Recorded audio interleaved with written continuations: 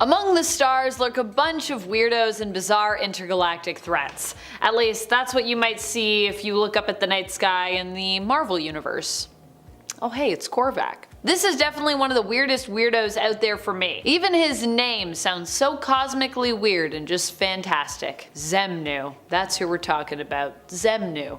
Reminds me of Xanadu. Although Zenu himself, to be clear, is not at all related to that 80s Olivia Newton-John fantasy musical classic. Sadly. I actually really love Xanadu. Zenu instead is a Hulk villain. He was an alien cyborg prisoner who escaped from exile only to crash land on Earth. And it gets weirder. Zenu initially hoped to control the minds of the people of Earth and get them to build him a new spaceship. The problem? Other than him being a criminal, this spaceship he'd have built was so powerful that its launch would in essence destroy Earth. Zenu is a psionic being who can hypnotize his victims and control their minds. He can also use hosts to heal himself, in essence transforming their body into his until there is nothing resembling them or their mind left. Disturbing?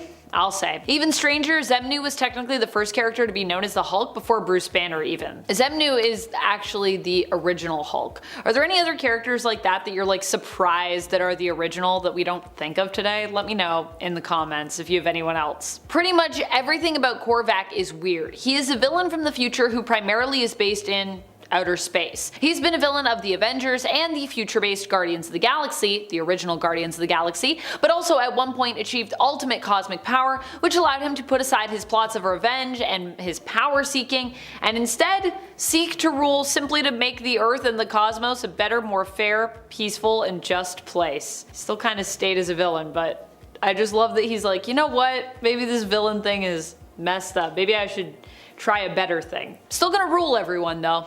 Yeah. The Builders are still a fairly new addition to the Marvel Rogues gallery, just over a decade old at this point, after first appearing in the comics back in 2012. The Builders are a race of beings who claim to have created most of the known worlds in the universe. Yeah, seeding worlds and influencing the development of civilizations for eons, or so they claim. They are also said to be a perfect race of beings, and when the multiverse appeared to be dying as a result of incursions, they actually took it upon themselves to clean up the mess by basically wiping out complete worlds and empires. They did this to kind of hit the reset button. I also love that they call themselves perfect, and like I'm just like looking at them and I'm like, I guess that's what perfect looks like, kind of like a bug. The fact that they tried to basically reset the universe though did put them at the odds with the heroes during the Infinity crossover event, which is how, yeah, they're villains. The one who we know as the Beyonder is in fact only a young member of a group of others known as such. The Beyonder is a mysterious cosmic being who became trapped on our Earth and then obsessed with the fact that everyone on Earth was only a part of themselves.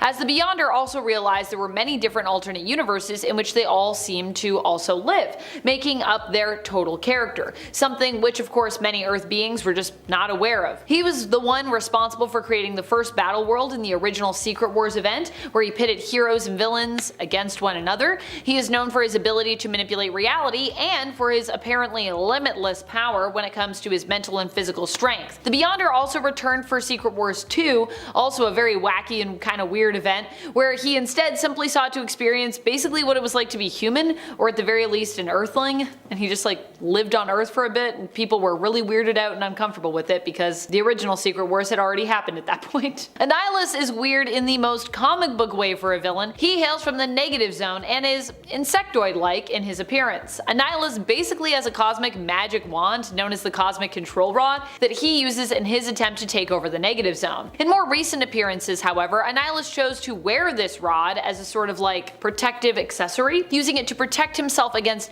naturally occurring dangers such as aging, as well as heat and cold, in addition to gaining the ability to fly through space. He also initially became a villain of the Fantastic Four because they basically borrowed this magic wand, the Cosmic Rod, to help treat the Invisible Woman during her pregnancy. Maybe they should have asked first? Although admittedly, they did return it after, so. Impossible Man is one of my all-time favorite weirdos from the cosmic realm of Marvel Comics. He's also kind of like a light threat. He's not super threatening, but he sometimes is kind of accidentally. He's kind of like Marvel's equivalent of DC's fifth-dimensional imp, Mr. Mxyzptlk. Impossible Man hails from the planet Pop-Up and is known as a Papupian. He is often depicted as being more of a misguided villain than a malicious one. For the most part, he gets into trouble with heroes because of usually a misunderstanding, or because he has like a real true love for pranking. Like Mr. Mixie, he is sometimes an ally to the heroes, who he also has been known to torment, and is known for being pretty intensely powerful, having molecular manipulation powers which allow him to change his form, shapeshift,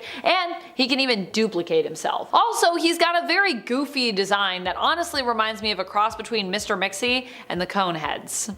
Man, I love the Coneheads. This hungry supervillain that we're about to talk about is so ingrained in the existence of the universe that we once learned in the comics in an alternate universe that eliminating him would actually be a bad idea. Yeah, even though he's a villain. In this alternate universe, and of course it's implied in the main continuity, Galactus is a necessary constant, and when he was defeated in the alternate reality, and this was revealed, it actually prompted Franklin Richards to take his place. Yeah, there's an alternate reality where Franklin Richards becomes Galactus. I know. The multiverse, anything is possible. Galactus was once a scientist known as Galen, trying to save his home world from the end of not just their world, but kind of the entire universe. Sadly, he realized that resistance was futile here, and he and the rest of his people decided to just accept their fate and instead just like fly into their own doom.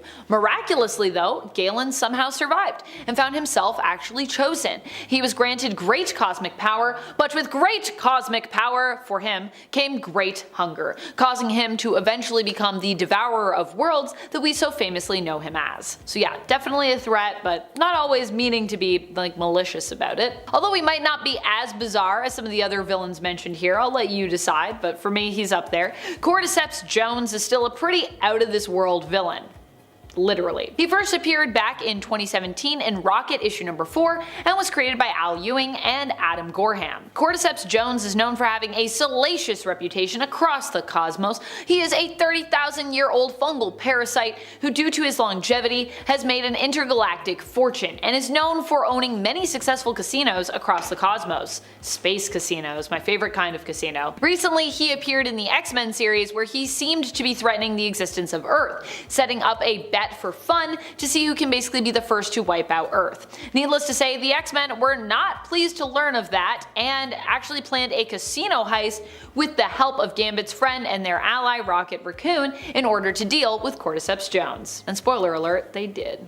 Yeah. You don't want to go up against Jean Grey, you know what I mean? I don't care how old you are of a fungal parasite. Magus is the evil version of Adam Warlock, and we all know how powerful Adam Warlock is. Magus, being his dark equivalent, is extremely dangerous and also has a willing army at his disposal in his own church that he created, the Universal Church of Truth, which, while it sounds probably pretty nice, is actually not very nice at all. They would harshly purify any planets who refused to accept their offer to join them, exterminating all who resisted.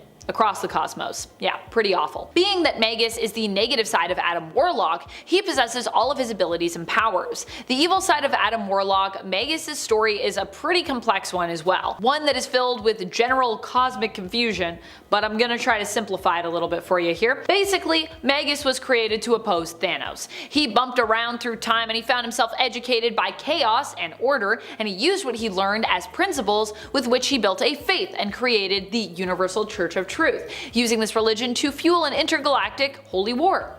Yeah. Marcus and Mortis has to be one of the weirdest cosmic villains we have ever had in the comics, hence why he is all the way up here on this list. Initially introduced as Carol Danvers' one true love, Marcus and Mortis made his first appearance in the infamous Avengers issue number 200. Yep, we're talking about Avengers 200 again. From that issue, it would be made to seem as though Marcus was kind of the fated love of Carol Danvers, although when you laid out his full origin, it was beyond weird, and his behavior here actually seems more downright criminal. Marcus was the baby that Carol gave birth to, a seemingly immaculate conception at first sight. We'd later learn that Marcus was also the baby's father.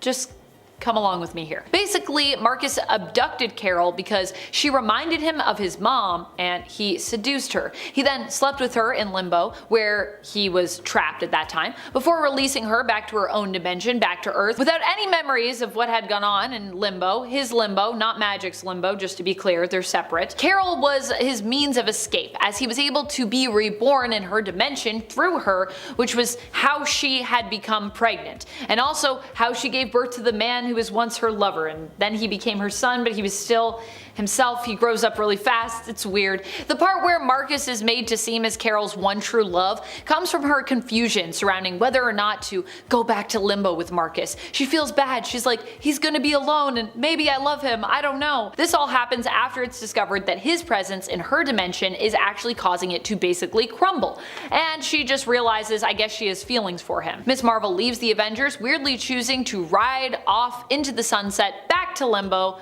with Marcus. And at the end we all stood there and went, wait a minute.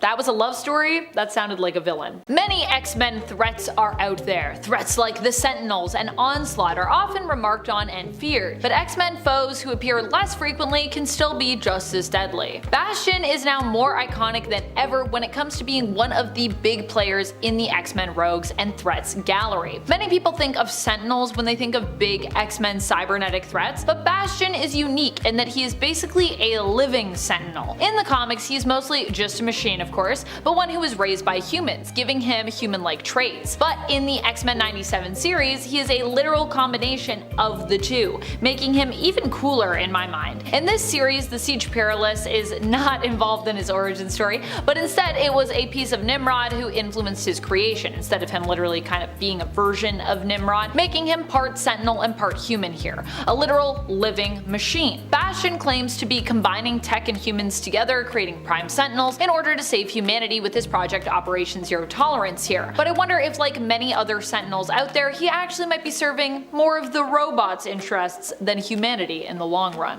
We'll have to wait and see. Maybe we won't. Depends on when this video releases. There might be more information after the time of this recording. What are some crazy X-Men threats that you would love to see in X-Men 97? Let me know in the comments. Most people don't think of the Terrigen Mists as being a danger to mutant kind. Most people probably don't think much of the Terrigen Mists at all. But they're there, and you can bet that they are harming mutants if they are around them. As we learned in Humans vs. X-Men when the Terrigen Mists were revealed to be toxic to mutants. Mutants who were exposed to the clouds on Earth ran the risk of straight up dying as a result of exposure. In fact, some actually did. Cyclops, for example, the leader of the X-Men. So what most people might just see as clouds that give the Inhumans their powers, or allow them to access their powers rather, triggering them, to the X-Men team, these are basically clouds of death. Man, I love this next X-Men threat. This is the group known as Horticulture. If you know me, if you've been here before, you know I love Horticulture, and if you're new, welcome in. I love Horticulture. Horticulture is an amazing group made up of a bunch of botanists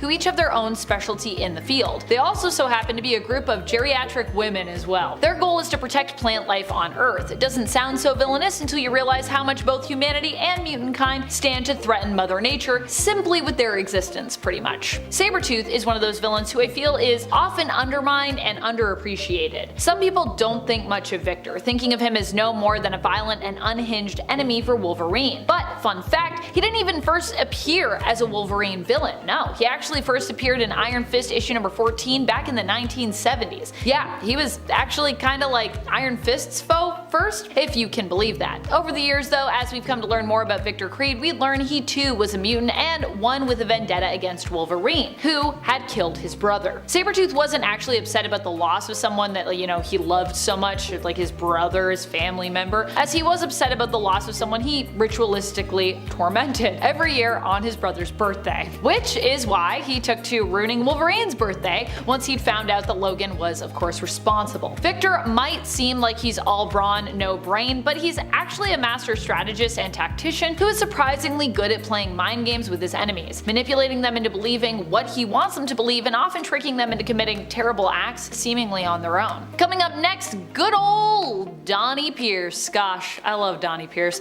I personally feel like Donald Pierce being a villain of a sort of bygone era is a character and a villain who just does not get enough love, so that's why I decided to include him here on this list. He has accomplished some pretty impressive things, and way before we ever had Bastion, Donald Pierce was it when it came to cybernetic style X-Men villains. Or at least, you know, he was one of the big ones. He's accomplished some pretty cool stuff in his time and almost took out Wolverine with his creations Albert and LCD, who would go on to change their programming so they could instead live independently from Pierce's control. Honestly, fair enough. Still, he came close with that plan, and he's done a lot of other pretty terrible things before, to be real with you. I mean, I love that Bastion is getting this like amazing like comeback time, but I do wonder, like, what about Donald Pierce? Will we ever see Donald Pierce again? That would be great. The Shadow King is a threat that not many people focus on anymore when it comes to the X-Men. His time for the most part seems to have passed, although he does still appear here and there, but when it comes to his accomplishments and how iconic he's been throughout the years, I think it's important that we all remember his existence. He exists and he's cool. And have I been feeling like he's about to pop up everywhere lately? I have. And is that probably wrong? Probably. But it's just because I kinda love the Shadow King, guys. I'm going through a Shadow King phase right now. Shadow King did, after all, almost completely take out the X-Men at one point, and he has manipulated many of them throughout his life, as well as many of their allies. In certain alternate realities, he actually has also been successful in defeating the X-Men, so there you go. Cassandra Nova might seem like a weirdo, and trust me, she most definitely is a weirdo. If you were thinking that, you are correct. But at the same time, just because her origin is super weird doesn't mean she should be discounted as a villain. In fact, she might be responsible for one of the sole most terrifying panels that exists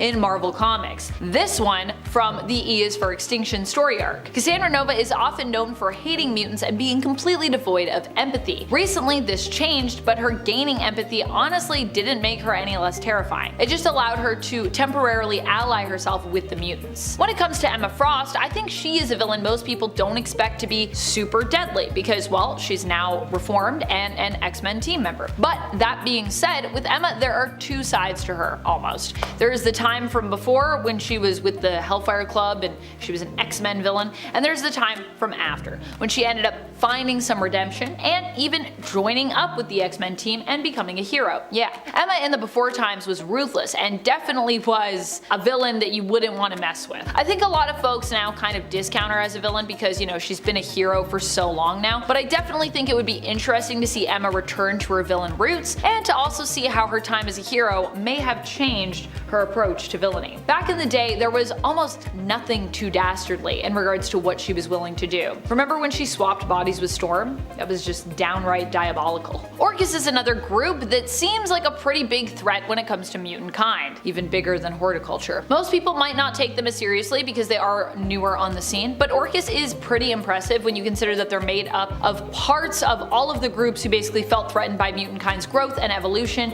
in the Dawn of X era. This included many of their enemies who did not disappear, but instead banded together in resistance to the mutants rising up, becoming honestly even more powerful, as well as former mutant allies who had actually begun to grow concerned over how much power and influence the mutants were gaining from banding together. You know it's not good when the allies are joining up with that team, you know what I mean? That's like a lot of power. It's not just enemies, it's allies that have become enemies. Nimrod might sound like a goofy threat and villain for the X-Men in terms of his name, but the choice of name here actually does come from a different meaning for the word than you're likely thinking of. A lot of people think Nimrod and they think dum-dum. Nimrod though can also mean a particularly skilled hunter, which is just exactly what Nimrod is here. Nimrod is an exceptional sentinel who can adapt and improve as they hunt down mutants, learning and changing as they go based on the mutants and experiences that they encounter during their mission. Nimrod has also proven to be exceptionally terrifying, I would say, in recent years, revealing that they are not simply working for humanity, but instead are actually working for AI life, fighting to eradicate not just mutants, but all living beings. So humanity, also watch out. Even worse for humanity, because humanity, we do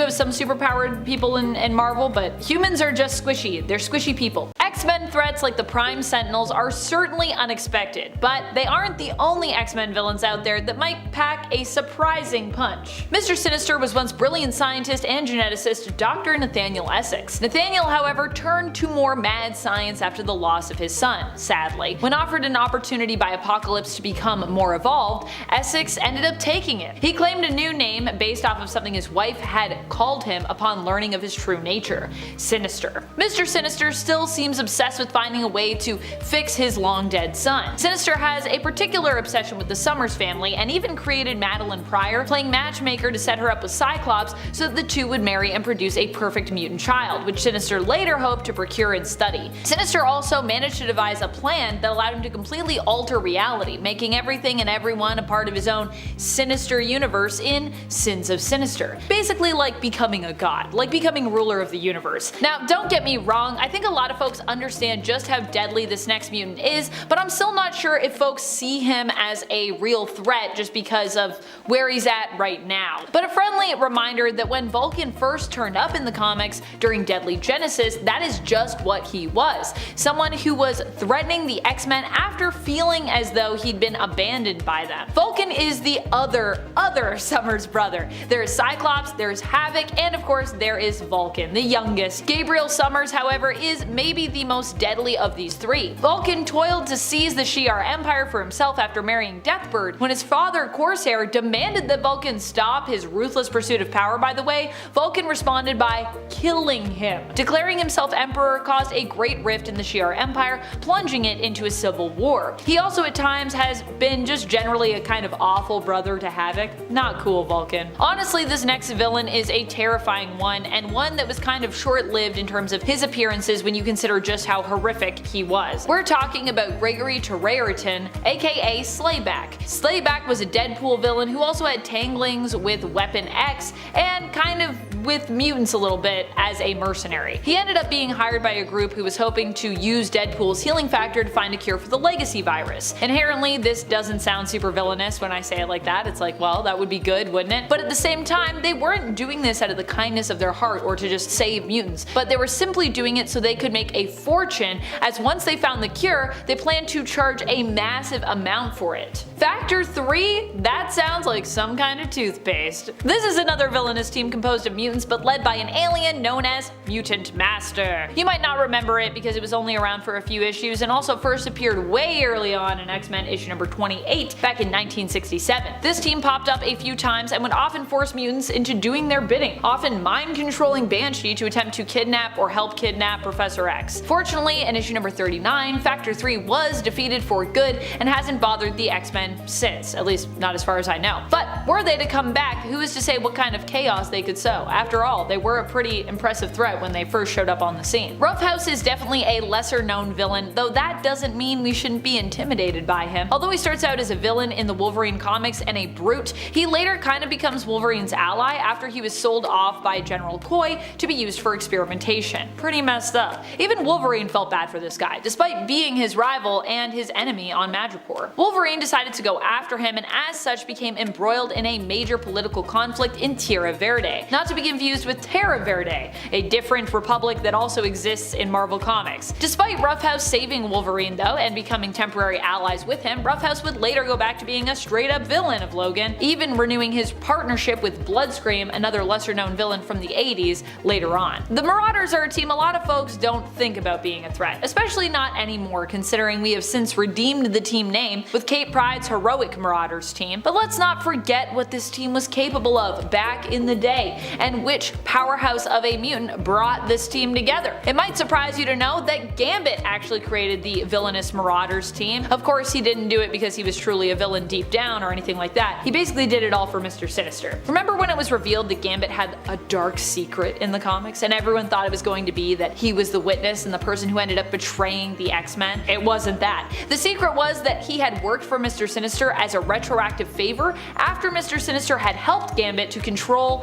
his powers by, well, removing a part of his brain. strain. Mr. Sinister had Gambit assemble the Marauders and use them to attack the Morlocks, who he believed were abominations when it came to his pursuit of genetic advancement, resulting in the, as we know it, the Mutant Massacre. And Sinister also had the team hunt down and steal baby Nathan from Madeline Pryor. So they've done some pretty crazy things. Pretty impressive, crazy, villainous things, you know? Unus is of course one of my favorite X-Men villains. I do not think he gets enough love. He is a classic who first appeared on the scene back in the Stan Lee and Jack Kirby days. He was also a villain during the House of M era, though more in the sense that, you know, most mutants were kind of villainous because, you know, they basically were trying to rule the world or were on the verge of ruling the world. Unus the Untouchable is his full mantle, and when we first met him, he was using his mutant powers to cheat in the wrestling ring. Well, I don't know if we can really, you know, call using your mutant abilities cheating per se. I guess in the sense that they weren't being disclosed, and that he wasn't wrestling other folks who were on the same level as him, but instead was, you know, wrestling with just regular humans who just had no powers. As you may have guessed, Unus generates basically a powerful force field which he can control that prevents him from being touched. Unus the Untouchable. The first time around, he gave the whole X-Men team major trouble, and it was only thanks to Beast's smarts that they were actually able to defeat him. Beast was able to make it so that Unus could no longer control his powers, so that they were on full force all the time, which also prevented Unus from eating or drinking anything. Needless to say, they wore Unus down, and he ended up changing his tune and agreed to stop his villainy. The Blob is a classic villain who I just think does not get enough love for how powerful he is. Honestly, back in the early days of the X-Men, after learning he was a mutant, the Blob almost single-handedly took down the entire X-Men team. They at first attempted to recruit him, and that's when he learned he was a mutant, but after learning of that fact and that his abilities were actually mutant powers, the Blob decided that he didn't actually need the X-Men and that he was actually more powerful than all of them combined and cooler than them. And when they refused to let him leave, since they had revealed their secret identities to him, this was back when the X-Men had secret identities, by the way, and attempted to keep him captive in the X-Mansion, after narrowly escaping, he swore to get revenge on them, and honestly, kind of rightfully so. He returned with the rest of the circus and sideshow performers that he worked with, intimidating the ringleader into even taking orders from him. They returned to the X-Mansion and very nearly ended the X-Men team. The Legacy Virus is one of the most deadly threats we've seen in the comics. We've talked about the Terrigen Mists on part 1, but the Legacy Virus plagued the X-Men and the whole world of mutants after being released accidentally by Mr. Sinister. In fact, Mr. Sinister felt so bad about this, he even tried to work out a cure himself for the virus. As much as he's a villain, Sinister still loves mutant kind and definitely did not want to see them completely wiped out. The virus itself was created by Strife, Cable's evil clone. It only affected those with the mutant X gene. The first time a mutant used their powers after contracting the virus, you would see it activate. This original strain of the virus basically acted like a fast-acting cancer in those who were affected, and we know it as Legacy 1 virus, the first strain of the Legacy virus.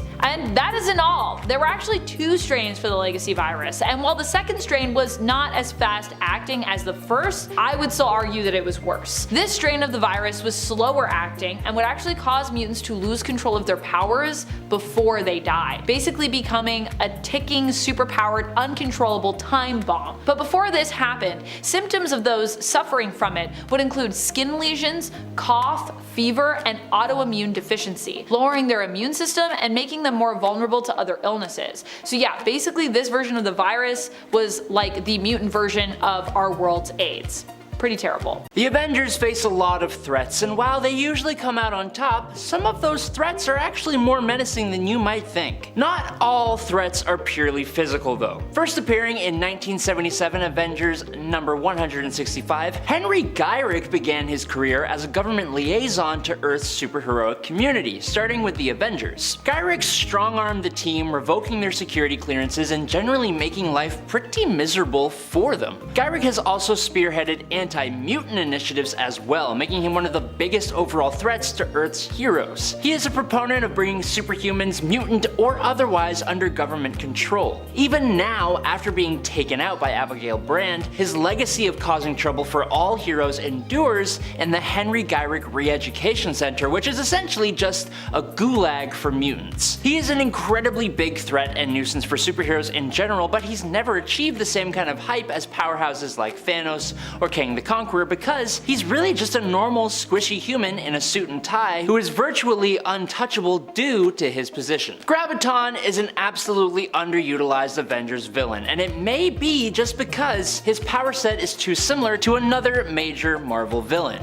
Magneto. The difference is, where Magneto controls magnetic fields, Graviton possesses the ability to mentally manipulate gravitons or anti-gravitons, enabling him to increase or decrease the Earth's pull of gravity on an object, or a person, including himself. He once used this ability to lift a landmass that was roughly 4 miles across and made it fly in the air like a hot air balloon. His powers are certainly Magneto levels of awesome, and he could cause as much trouble for the Avengers that Magneto does for the X-Men. There's all kinds of fun stuff you can do with gravity powers, especially if you put them out in space. Imagine Graviton floating out there gathering up meteors and raining them down on planets. But yet, Graviton is rarely ever seen. The Hood has always been kind of underplayed in Marvel Comics. Initially becoming a supervillain to emulate Electro after he stole a cloak from a demon and gained the arguably weak powers of invisibility and levitation, he was powerful enough to face some of the worst threats in New York City. Parker Robbins saw other supervillains ruining perfect heists because of ego. He thought Hydra and other groups based off of pure hate and supremacy were just kind of the worst, so he just started doing his own thing. And he's actually caused quite a bit of trouble through doing so. He became a doorway for Dormammu, he set up a criminal empire with rules and effective forms of insurance for other villains, he rounded up the Infinity Gems, and he even resurrected Frank Castle's wife and kids. It's just something about him has always kind of kept him from really achieving greatness and recognition. Maybe him appearing in the MCU at some point soon will change that. Tony Masters has an incredible yet simple ability to watch another person's physical movements and duplicate them without any practice or training, no matter how complex those movements are. And with training,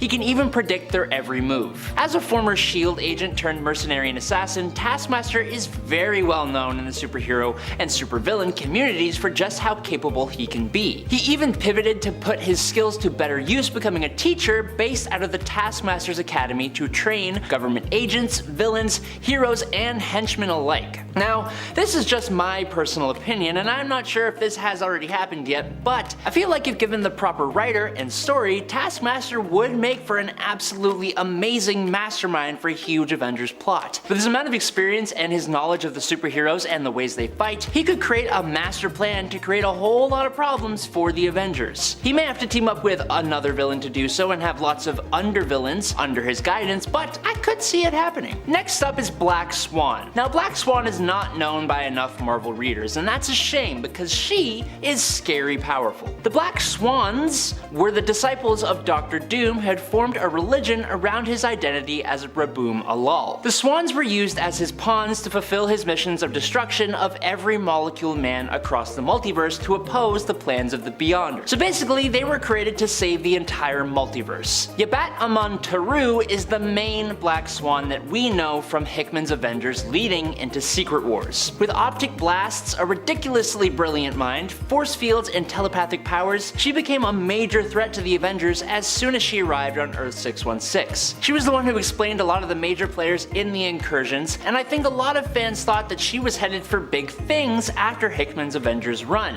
But she really just became one more member of the Black Order and hasn't really done a lot since. So hopefully that will change. Eric Williams, like most villains, grew up in a pretty horrible home. He idolized his older brother Simon, who eventually became the hero and Avenger, Wonder Man. Eric was also quite jealous with Simon though for receiving all the love of their mother, while Eric was often mistreated. Eric eventually turned to petty crimes and became affiliated with the Magia Crime Syndicate, and after Wonder Man is assumed dead following a conflict with the Avengers, Eric contacted the Tinkerer, who provided him with a scythe. That, thanks to Ultron's enhancements, allowed Eric to send his victims into comas. Eric became the technological villain Grim Reaper, going on to be a huge villain for the Avengers and eventually gaining mystical abilities allowing him to resurrect the dead, summon demons, and create illusions. He's worked with the Lethal Legion, the Legion of the Unliving, Hydra, and the Apocalypse Twins, and has been part of some of the Avengers' biggest stories, has come back from the dead, and was even the Horseman of Death at one point. While Captain America on Earth 616 has the Red Skull, the Captain America of the near future reality of Earth 15061, Danielle Cage, has the Golden Skull. The Golden Skull's true origins and identity are something of a mystery, but regardless, the Golden Skull's mission has always remained the same: to raise pretty much everything he could to soothe his warped ego. He doesn't think about anybody but himself, luring desperate people into working for him with false promises and taking them out once they stop being of use. As a genius criminal mastermind, he has fought Daniel Cage many times, and one of his biggest stories saw him breaking into the ruins of the Latverian embassy and getting his hands on one of the world's last working time machines to go back in time to seize control of the world's economy. He was ultimately stopped by the US Avengers after a fight in a solid gold battlesuit. While he may not have the flashy powers of others on this list, he did create a pretty great plan, and that has quite the potential. It's honestly a surprise that Count Nefaria doesn't have the same status in popular culture as Marvel's other high-profile villains, because he's actually kind of a beast. In fact, he's perhaps one of the more powerful non-cosmic villains in all of Marvel Comics. First appearing in Avengers number 13 in February of 1965, Lucino Nefaria gained the energy projection, super strength, and super speed of the Living Laser, Power Man, and Whirlwind respectively, but amplified by like 100. This makes him one of the most powerful humans ever. Combined with his technology and wealth, he has been able to manhandle teams of Avengers, and in his first fight with the Avengers, he was able to capture the team and almost succeed at entirely demolishing their image using holograms. Tony Stark has even said that Nefaria was everything that he himself fought not to become. The Mandarin's rings in Marvel Comics are a set of 10 powerful mystical artifacts that grant their wielder an array of incredible abilities. Created by an alien race known as the McLuhans, each ring possesses a unique power ranging from manipulating the atomic and molecular structures of matter, or projecting various beams of concussive force, to boosting up psionic powers. The 10 rings are named Remaker, Influence, Spin, Spectral, Nightbringer, Daemonic, Incandescence, Lightning, Zero, and the Lyre, and they're all pretty self-explanatory. The Mandarin's rings make him basically a nearly unstoppable force, enabling him to manipulate energy, control elements, and reshape reality itself. But on top of that, the Mandarin's intelligence and strategic thinking amplify the ring's powers, allowing him to devise intricate plans and wield the potential with precision. He's usually known as a major villain for just Iron Man, but has been against the Avengers a ton of times and done pretty well. And last up for today, first appearing in Fantastic Four number 20 in November of 1963, Owen Reese, who would go on to become the Molecule Man, worked at a nuclear power plant and accidentally activated an experimental particle generator, which bombarded him with an unknown form of radiation, and as a result, his full psionic potential was unleashed, enabling him to control all matter down to the molecular level on a cosmic scale. At his most powerful, he was able to battle the cosmic being known as the Beyonder, and he has transmuted and completely disintegrated items like Thor's hammer, Mjolnir, Silver Surfer's cosmic board, Captain America's shield, and Iron Man's armor. It's not really that anyone doesn't know how powerful and dangerous the Molecule Man can be. He's more often been used by other villains to achieve their goals. He's a threat to the entire universe and was also a huge plot point for the Incursions, revealed to have been created as a secret way of destroying the entire multiverse. Some villains get a bad rap for one reason or another, while they themselves could actually be quite a problem if given the chance. Norton G. Fester just happened to stumble upon a mysterious meteor in an unnamed region that he believed would have contained microscopic living matter, which would solve the riddle of the universe. Unfortunately, no one really wanted to help him find out, so he went at it himself, chipping away at the material until a mysterious gas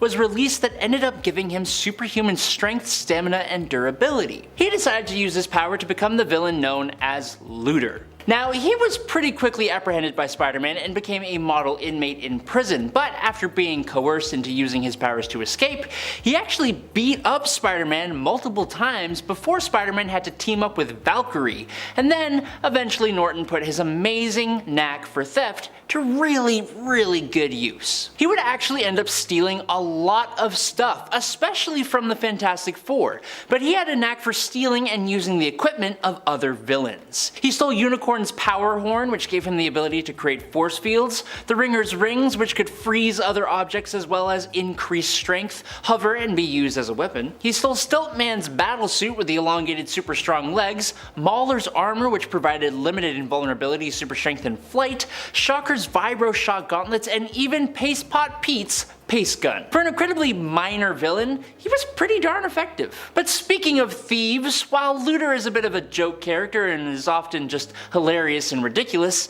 Ted Calloway, or Spymaster, is actually really cool and very effective. Spymaster has been a thorn in the side of Tony Stark Iron Man for a while, breaking into Stark Tower multiple times. In one arc, he was the one who put together a team of other underutilized Iron Man villains and broke into Stark Tower, stealing some of Stark's tech. He was even able to steal tech for Justin Hammer, which was the spark for the awesome Armor Wars storyline. He has eluded capture multiple times, and he even let the world believe that he was deceased while he continued to operate in the shadows. Despite first appearing in 1971, he's just always kind of remained relatively unknown to the common audience member, while indirectly being incredibly dangerous, stealing awfully powerful tech and selling it to the highest bidder to cause utter chaos for Iron Man and even other heroes. A mutant with telepathy, transmutation, and superhuman physical attributes, Gorgon was also a polymath genius and an extremely skilled hand-to-hand combatant, even leading the Hand for a time. He came into the comic book world hot, with his absolute strongest feat when he defeated Wolverine with one move,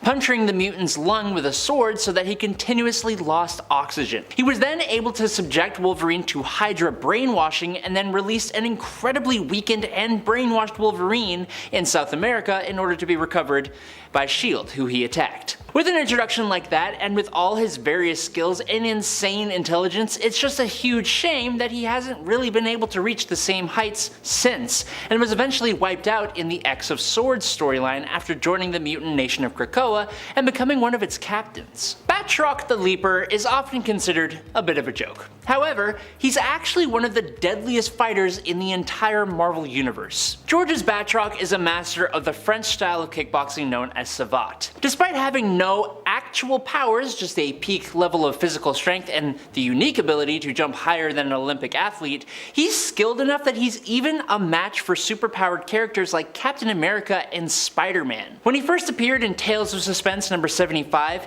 he was treated as a deadly and well-respected mercenary, as he should be. Funnily enough though, he also abides by a strict sense of honor that's even caused him to turn on his own employers if they aren't acting with honor. The sheer ridiculousness of Batroc's character alone makes him brilliant, but it's the fact that the character seems to survive almost all of his encounters and fights with superpowered individuals that has made him kind of a bit of a mainstay. Sin, aka Cynthia Schmidt, is the daughter of the Red Skull, and as such she is often overshadowed by her pops.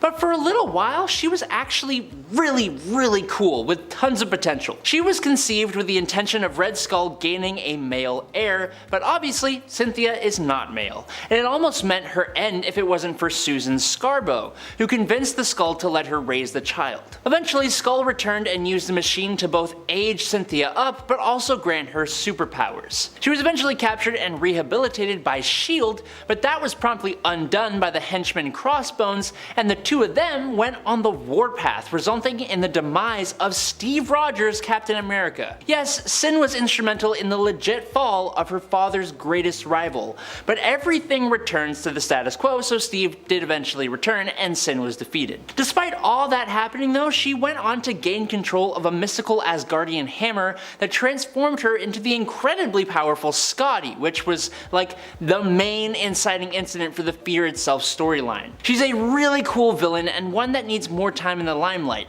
I also prefer her to her father. She just feels even more ruthless and conniving. I want more Sin. That sounds weird. Now, most villains of Wolverine are incredibly dangerous individuals. We already talked about Gorgon on this list, but unlike him, the villain Cyber has never really been able to show off his true potential. Adamantium encased arms and body, claws that inject victims with hallucinogens, mutant psychic tracking abilities, and even the ability to cast his consciousness into other bodies. Silas Burr has, or at least had, a truckload of impressive abilities and should be a huge threat, but he just kind of isn't. I'm not sure why Cyber has been made to just kind of suck, but he really has.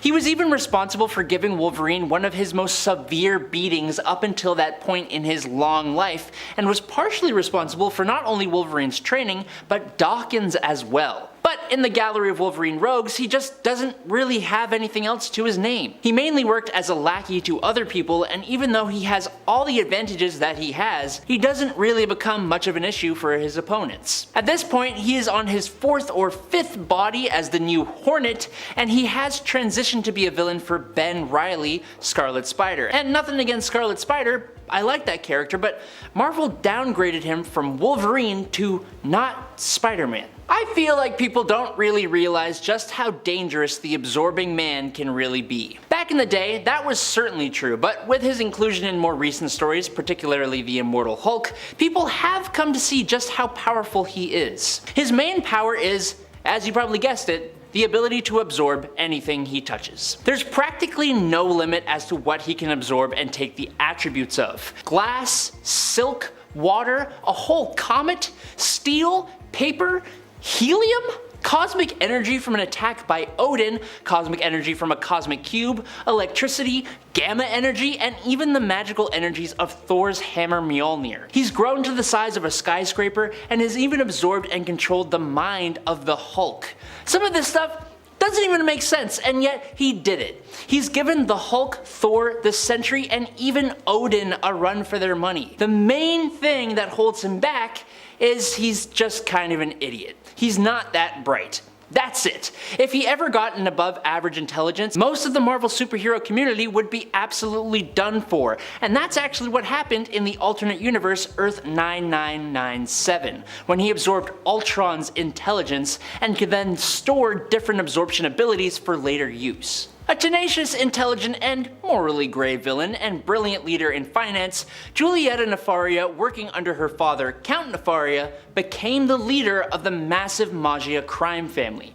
That is already a whole lot of power, but in a very indirect sense. In one of her first moments, she actually attempted to infiltrate Stark Industries by charming Jasper Sitwell. Only she actually ended up getting feelings for him and then got into an accident that disfigured her, which is when she got the golden mask that granted her the name of Madame Mask. She has remained a villain to the heroes of the Marvel Universe for a long time, playing a bit more of a hands-on part in major events like Dark Reign and Secret Invasion, although kinda behind the scenes. She has remained a decent level threat for a long time, being proficient in multiple forms of combat, a master of disguise, some ability as a gymnast, and her telepathic resistance. But there was also a point where she acquired a number of magical artifacts that gave her actual powers outside of the Magia. Most recently though, she proved to be even more dangerous in the crossover event Gang War. She manipulated multiple parties in New York City against each other to craft a citywide war between all of the local gangs fighting for each other's territories. The Spider-Man villain Electro is incredibly underplayed. Often coming across as a bit of an unintelligent, thick-headed thug,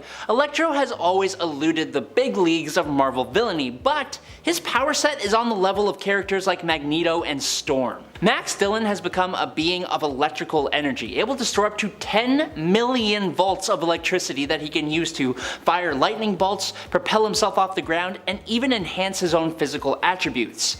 In one case, while he was in prison, Doc Ock taught him that he could ionize metals, and in Marvel Knights, he used that ability to deadly effectiveness, taking the lives of many innocent bystanders using various metal objects, and even using his powers to chuck cars like they were baseballs. He's also used his powers to shut down the power grid that powered the supervillain prison known as the Vault, leading to a huge prison break. Electro mainly uses his abilities to do pretty simple things, but it would not take much to make him a major threat. During the 80s, writer Roger Stern was under a lot of pressure to have Spider-Man fight the Green Goblin again. But rather than bringing back Norman Osborn, he decided to create a new villain that was just very similar. Shady business mogul Roderick Kingsley stumbled onto one of Norman Osborn's old hideouts filled with Green Goblin equipment. He then took some time and actually improved said equipment and even improved the Green Goblin formula, making it no longer have an adverse effect on mental health.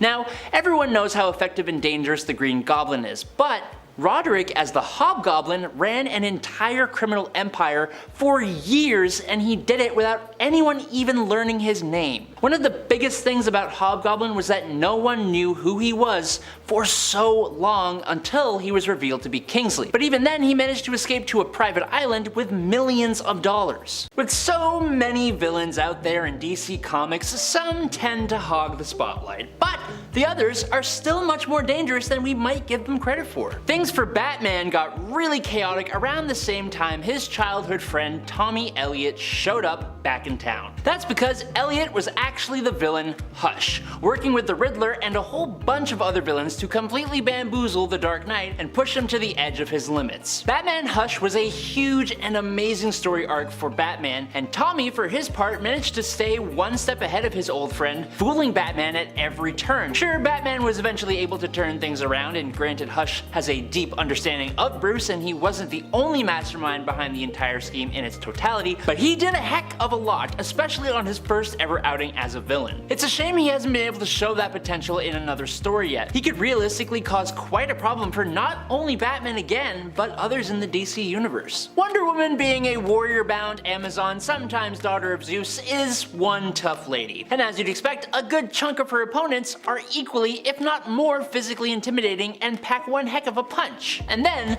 there's Dr. Psycho. Dr. Psycho is not physically intimidating. He is 3'9" with no kind of super strength. He's short, which can be scary. But what Dr. Psycho lacks in physicality, he makes up for in being absolutely psychotic, but also one of the strongest telepaths on the planet. Psycho can match up to Martian Manhunter in terms of his telepathic prowess and can control multiple different minds with his powers. On top of that, he is just so incredibly sadistic that when combined with the absolute power, he can and has caused a bad day for even someone as capable as Wonder Woman. Vandal Savage was alive 50,000 years ago as chief of a tribe of other cavemen. But when he came into contact with a strange meteorite, it exploded and bathed him in this strange alien radiation that gave him immunity to aging, disease, and fatigue. The meteorite also increased his intelligence to superhuman levels, which combined with 50,000 years of learning, Vandal Savage possesses skills in almost all areas of the human experience, even basically becoming immune to pain. Vandal Savage has become an incredibly solid villain, usually at around a B-level status, as he does cause problems but hasn't really had much of an impact. But I guess he only really needed a couple hundred more centuries, because in DC 1,000,000, set in the 853rd century, he teamed up with Solaris and stranded his time's Justice League in the past and the present's Justice League in his time, which very nearly almost meant the end for both teams. He didn't win, but most villains don't. That's not the point. Mark Richards isn't the first man to take on the title of Tattoo Man. Before him were Abel Tarrant and John Oakes, and their powers are all very similar. According to Mark, his tattoos are apparently made up of the literal sins of the people that he has sent to the grave. These tattoos can then peel off of his body by sheer force of will and come alive. His ink can do a lot of different things and has lots of ways to attack his enemies. Over the years, he has fought superheroes with tattoos of tigers, blam blams, cars, ships, monsters, bears, fire, planes, and even dinosaurs. Tattooed Man has never really been considered a serious threat, despite the fact that he is only limited by his imagination. In Marvel Comics, there is a mutant who has a similar ability, and he was able to access the Phoenix Force with a tattoo of it. Looking at that character gives us a good idea of things that Tattooed Man might be able to do if he was given the right story and the right writer. As some of you nerds may know, nature and plant-based powers in DC Comics are incredibly OP. Think of characters like Poison Ivy or Swamp Thing. Magic-based powers are also incredibly OP. Think of characters like Dr. Fate or Zatanna. Black Brier Thorn is a character who has a bit of both, or potentially could. As a perfect villain to the Golden Age Green Lantern Alan Scott, who had a weakness for wood, Black Brier had learned to survive for a very long time by replacing his flesh with enchanted wood. His magic has been powerful enough to face multiple different rosters of the Justice Society, and he's incredibly hard to actually defeat as he can reincarnate himself in new bodies made of wood. His magic makes him a good foil for other magic using heroes and makes him incredibly incredibly useful against Kryptonians, and you really only need one writer to make his wooden body, chlorokinesis and geokinesis, connected to DC's The Green, and boom! He is a villain who could cause absolutely massive problems for the entire world. Roger Hayden, also known as Psycho Pirate, is quite the capable guy. Hayden wears a faceplate called the Medusa Mask, which can control the emotions of anyone nearby, and he staunchly believed that this was his ticket to riches and power. When heroes or the police try to stop his crime sprees, Psycho Pirate just uses his mask to overwhelm his opponents with shame, guilt, or depression. He can also make a person develop a phobia of anything he wants them to be afraid of, like, in his debut, he made Dr. Fate, one of the most powerful magic users in DC Comics, develop Cytophobia, aka the fear of food, and then he attacked Fate with a pizza. That's amazing! Psycho Pirate has played a huge part in some of the biggest DC comics ever, including Crisis on Infinite Earths and Infinite Crisis. If you needed more proof, Amanda Waller, the head of the Task Force X program, aka the Suicide Squad, has claimed that Psycho Pirate is one of the scariest beings in the universe, calling him a man who could make gods go mad and a man who could make the mad gods sane again. Now look, I know that the Riddler is easily one of Batman's top villains, but I still think he hasn't really been able to achieve his true potential. Believe it or not, Batman has actually admitted that the Riddler is more intelligent than he is. Obviously, Riddler is also incredibly insane, but even in his insanity, the Riddler is smart enough and self-aware enough to realize that he is insane, which somehow only served to further expand his intelligence. In terms of street-level villains, few can stand up to the intelligence of the Riddler. Just like Batman himself, Riddler always has backup plans for his backup plans. He plays for most outcomes, but he usually sets traps and plans that are so well thought out, he doesn't even need his backup plans most of the time. He was the one to face the Joker in the War of Jokes and Riddles, he served as a competent villain for even superpowered foes like the Flash, and I don't think it's happened yet, but he could easily make for a really great mastermind behind a plot against a team like the JLA if given the chance. He might have to work on his insanity and riddle obsession though, because he usually gives stuff away. The villain, Dr. Sivana, is a scientific genius, mastering almost all the scientific disciplines that exist on Earth. He is one of the cookie cutters that people think of when talking about mad scientists. He is also the arch enemy of Shazam and the Captain Marvel family. He has elevated himself beyond just being a scientific genius, studying the occult and being able to teach himself how to harness magic, specifically after he joined forces with Mr. Mind and when he reawakened Black Adam, which is when his right eye became capable of seeing magical energies. One of his best moments came in the Multiversity Thunderworld adventures. Sivana literally attacks the Rock of Eternity with a bigger Rock of Eternity, his own Shazam-like team of superpowered children, and his own multiversal duplicates. He manages to take the wizard prisoner and mine the rock for its power, granting himself his own monstrous Shazam-like form. It really is a testament to his level of threat that he is one of the biggest villains for one of the most powerful heroes in DC Comics. The Watchmen comic has this knack for being rather realistic in terms of comic books. This does mean that the heroes who make up the Watchmen, with the exception of Dr. Manhattan, aren't really superpowered, but this honestly makes their version of the smartest man on Earth, Adrian Veidt aka Ozymandias, actually quite terrifying. Ozymandias is wildly intelligent, but because of Watchmen's realism, he doesn't often make the same stupid ego-fueled mistakes that other villains like Lex Luthor, for example, do. The heroes kind of find themselves a little conflicted when facing him, and that's because he is genuinely trying to help everyone, except for the millions or billions of people who perish for his goals to become reality. Because he genuinely did succeed at his plan, staging an elaborate psychic catastrophe in order to trick the human race into thinking that aliens from another dimension were invading our world and uniting them against a common enemy at the cost of 3 million lives. Ozymandias is also possibly responsible for pulling strings throughout the entire multiverse in order to enact his own wills. And finally today, Killer Moth is not someone you see talked about as being dangerous or powerful. Drury Walker first appeared all the way back in Batman number 63 from February of 1951, and his whole shtick is just goofy. Killer Moth wanted to be the criminal's version of Batman, so he got himself a moth signal and a mothmobile. He even set up a false identity as millionaire philanthropist Cameron Van Cleer. He promoted himself to Gotham's criminals using his identity as Killer Moth, giving them each an infrared moth signal to call him to their aid. Now, he didn't really fight for them. Instead, he kind of became the distraction for the authorities so that the real criminals could get away. Later on, he would deduce Batman's identity, and at another point, he sold his soul to the demon Nimrod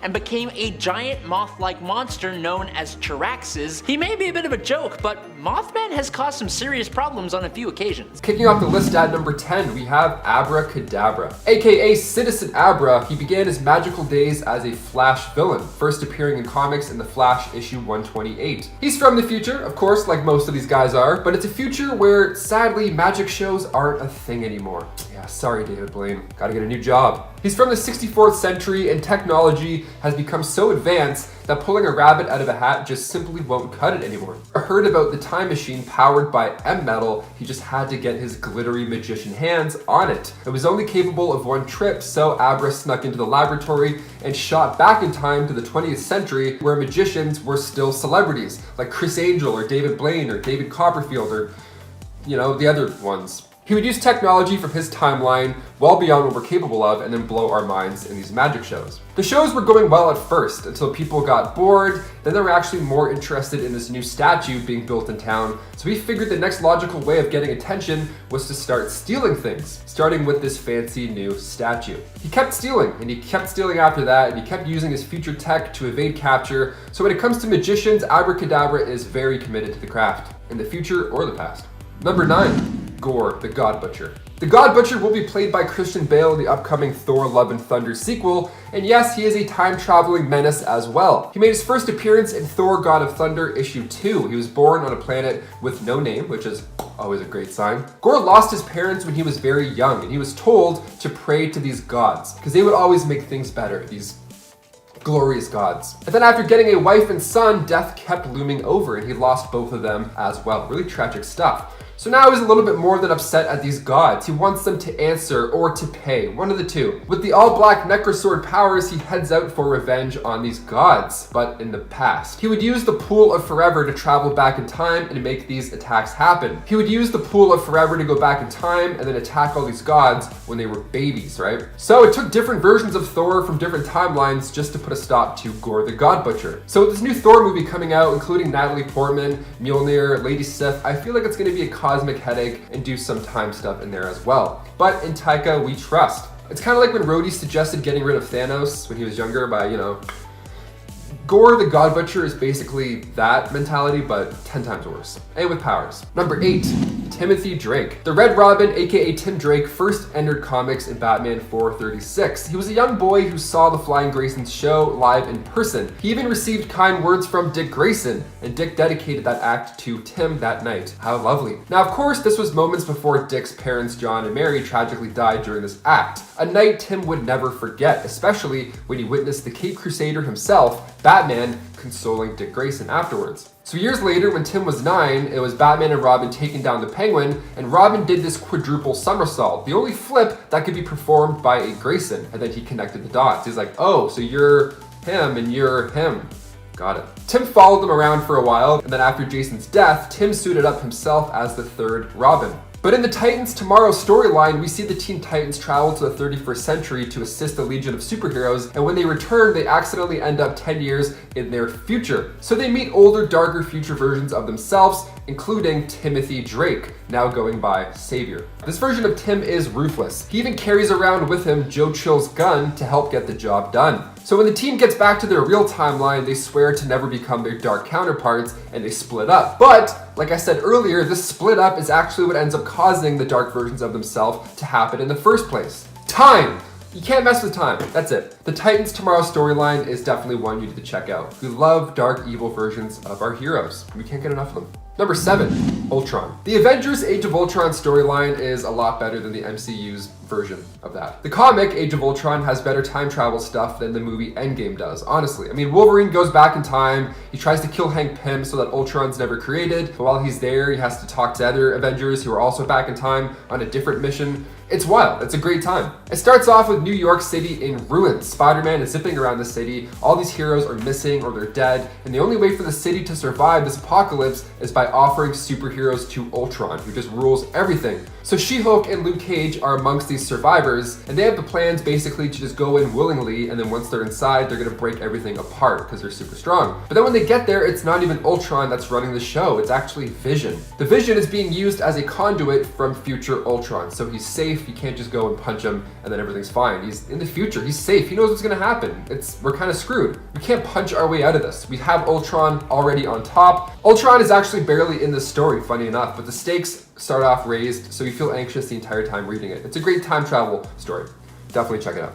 Number 6, Reverse Flash. Eobard Thawne made his debut in Flash issue 139, titled The Black Flash. He was the OG Reverse Flash. He was born in 2451 when his parents genetically engineered him, because that's the thing you do in the future, and you can engineer your kids to look and be funny and cute, I guess. Okay, cool. But he lacked the social skills in this time to make his parents truly proud, so they decided, you know what, another son may be the key. A new best friend, great idea, you know, they can pair up and talk and be friends and stuff. Okay, cool. I grew up with siblings, I get it. That second son's name was Robert. He spent so much time trying to keep an eye on Robert and to make his parents proud and to like babysit him, that down the road his application to study the Speed Force at the Flash Museum was rejected. He was too busy, couldn't even study. So he studied it illegally.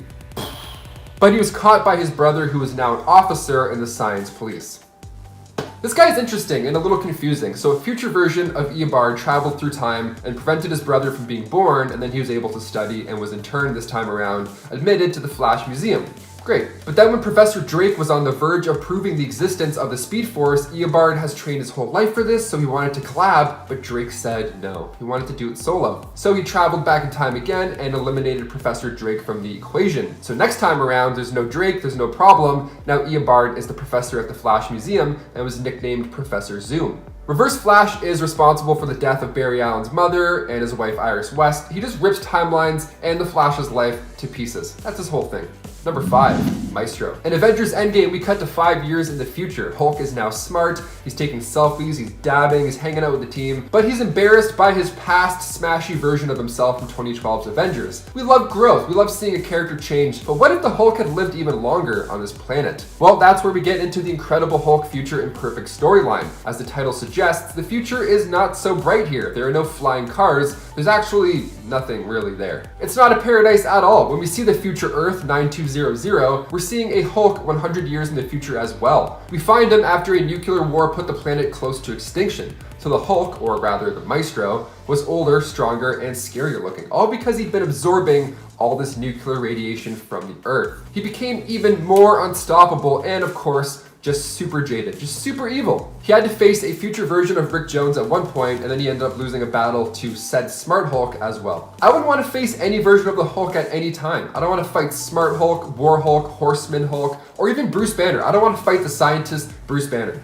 Number 4, Time Trapper. First appearing in Adventure Comics 317, Time Trapper was introduced to readers as a warlord in the far future who prevents the Legion of Superheroes from traveling into their future with this iron curtain of time. The Time Trapper's main goal basically was to steal this weapon that could absorb every energy in the universe, just this Dyson vacuum full of energy called the Concentrator. Now the team caught wind of this Time Trapper when they could no longer jump more than 30 days in the future. They're like, okay, something's up, there's some higher powers preventing us from being badass. He resides comfortably at the end of time, accompanied by his servants, the Glorith of Baldur. Time Trapper can age anybody he wants, either a couple years or straight to the ashes and bones part. In Action Comics 385, Time Trapper created a temporal force barrier in order to seal a time-traveling Superman away from the 20th century. He's that powerful. Number 3, Bishop. Lucas Bishop is a time traveler from a dystopian future, and his goal is to travel back in time to stop this unknown factor amongst the X-Men. Okay, so he comes from this dark future and he goes back in time to change it because something bad happens. There's some bad mutant, okay? But this happens where most of the mutant population is depowered by the Scarlet Witch,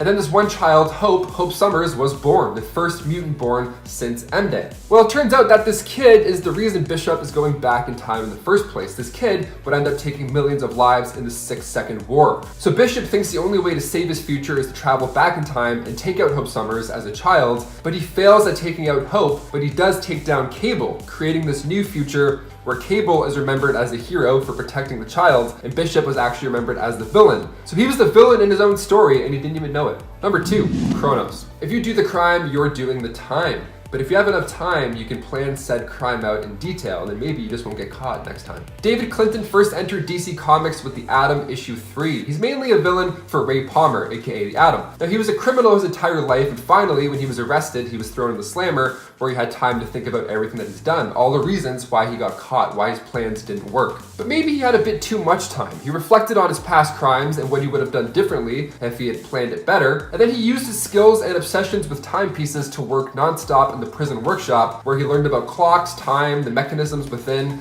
He learned about everything. So when his sentence was finally up, he was released and then became a time-traveling villain. He used all these time-inspired weapons, like an exploding hourglass, a wristwatch with blades instead of hands, and a device that could slow time down. Going by the new name Kronos, in the DC animated universe, Kronos used these devices to go back in time and steal rare relics from the past. At one point, he actually tried stealing a utility belt from the Justice League's watchtower, but when he was interrupted, he made a break for it through the time vortex, and Green Lantern, Batman, and Wonder Woman followed him back. Not this time, Kronos.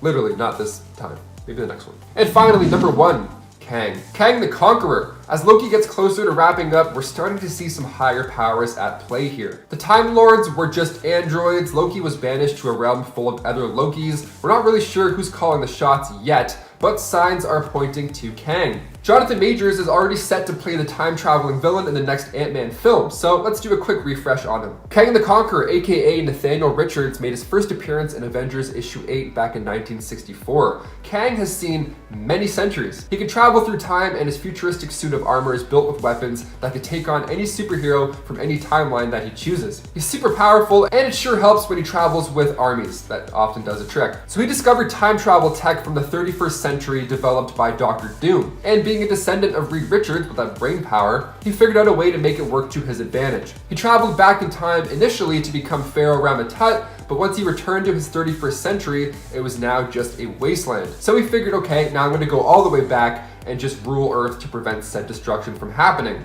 I feel like Kang is one episode away. We're so close. I can feel it in my soul. Number 10, Cable. Cable is not only dangerous to others he comes up against as a hero, but he's even dangerous to himself. Cable is a badass from the future who is taken there in his youth to protect him and ensure his survival. He has since made his way all across and through time, and has even returned to the present from the future, which is his past. Yeah, it's a lot of time travel stuff. It can get a little confusing. When Cable dies, it isn't even because anyone else took him out either, and he even saw it coming, because it turns out that his younger self was the one responsible, a version of the character we often refer to as young Cable or Kid Cable. So yeah, Cable is deadly in the sense that he'll do whatever he needs to, even if it means ending his own time loop by killing his older self. Does that make sense? I hope what I said just made sense. I think it made sense. Number 9, Old Woman Laura. X-23's future self ends up in a much nicer alternate future reality than her genetic father Wolverine. Old Man Logan's reality? Wasteland, lots of death and people who have gone insane. Cannibalism. Old Woman Laura's reality? A sort of futuristic paradise where Kamala Khan ends up as president. But even still, her future isn't perfect, because Laura is dying. Her genes have become unstable in her old age due to a flaw in the cloning process that made her not so good. The other thing that's not so good, Doom is holding the people of Latveria hostage, and it's up to Laura to put a stop to it. This version of Laura from the future is just as deadly as her main continuity counterpart, but with added years of experience, and is willing to do whatever it takes to defeat Doom, even if it means killing him and possibly sacrificing herself to do it. And friends, before we move on to this next spot, if you love time traveling as much as I love time traveling, click that like. Every time you click that like, there's a chance you could go back in time. That's not true, but wouldn't it be cool if when you clicked like on videos, you could time travel? That would be pretty cool. Number 8, Old Man Logan. Old Man Logan stays a hero in the future, but only because he doesn't have much other choice, really. Really, all Logan wants to do is live his life without having to think too much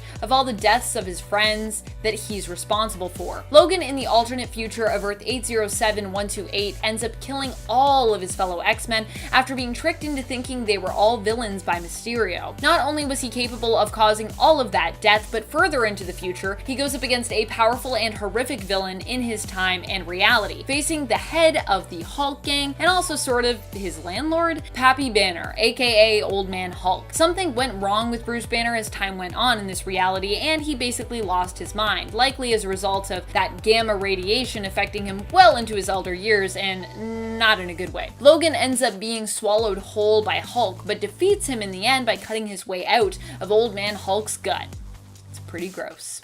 Number 7, Green Lantern. Jessica Cruz from our time might not be quite so dangerous yet, but when we glimpsed into her possible future in the Future State line from DC, we learned that there is a future version of her who becomes a Yellow Lantern, joining the Sinestro Corps. Not all Yellow Lanterns are bad, but because they are generally about instilling fear in others, they more often than not tend to end up becoming deadly supervillains. And that's usually who they are. Jessica Cruz found herself stranded on a Green Lantern base and outpost without her powers, and when Sinestro Corps members showed up to investigate, found herself offered a Yellow Lantern ring after her fight against them had resulted in her overcoming her own fears and instilling fear into the hearts of her enemies. Which I'm not gonna lie, I really like that twist in the future for Jessica. I think Jessica as a Yellow Lantern is really cool. Number 6, The Fallen One. The Fallen One is a version of Norrin Rad who comes from a very dark future where Thanos wins. He first appeared in issue 15 of Thanos from 2016 in the Thanos Wins storyline. While he is pretty swiftly defeated, it is only because those he goes up against are even more deadly than him.